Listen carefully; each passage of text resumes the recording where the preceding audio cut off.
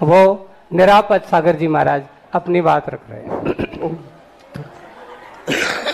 परम पूज्य निर्यापक श्रमण श्री सुधा सागर जी महाराज की, पूज्य मुनि श्री प्रमाण सागर जी महाराज की, समस्त मुनि राजों की। हमारा कई दिन से इस ढंग का भाव आया रहा। 4 गति होती, उनमें एक देव गति भी है।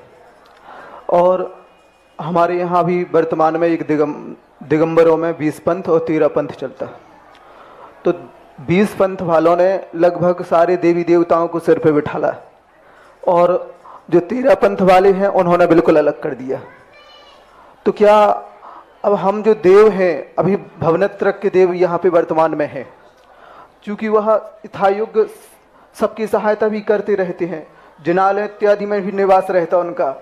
अब हम अगर उन्हें जैसे पुलिस वालों से सहायता लेते हैं, डॉक्टर से सहायता लेते हैं, तो क्या उस दृष्टि से अगर उन्हें उसी योग देव गति, चारों गतियों के हिसाब से देव गति के अनुरूप अगर उनकी सहायता या उनका सहयोग लेते हैं, तो क्या इसमें मिथ्यात्व का पोषण होता है?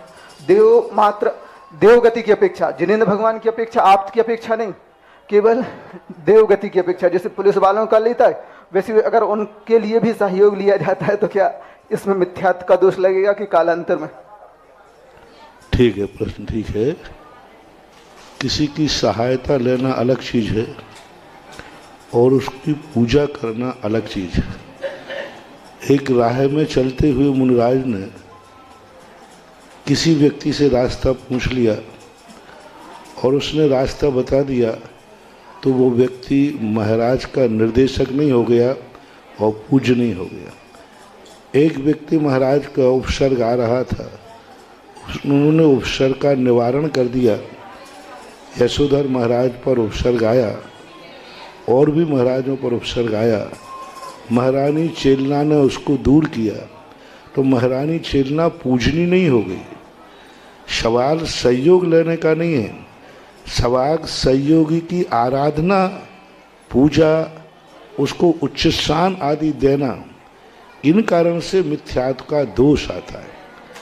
सहयोग हम बालक से भी ले सकते हैं, मिथ्या दृष्टि से भी हम सहयोग ले सकते हैं। मिथ्या दृष्टि भी संसार में है, तो वह भी हमारा सहयोगी हो सकता है, हो रहे।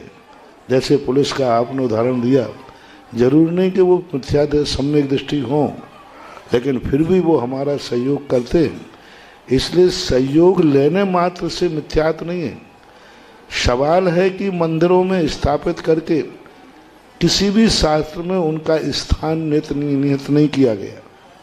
किसी भी शास्त्र में मंदिर में उनका स्थान कहाँ होना चाहिए, जैसे जिनेंद्र देव का स्थान मंदिर में निश्चित किया गया, किसी भी शास्त्र में उनका स्थान मंदिर में निश्चित नहीं किया गया। दूसरी बात, उनकी प्रतिष्ठा स्थापना करने का कोई मंत्र जैनागम में नहीं है, मूल आचार्यों में। तीसरी बात, अकृत्रिम चैत्यालयों में कहीं भी इनकी स्थापना नहीं देखी गई है।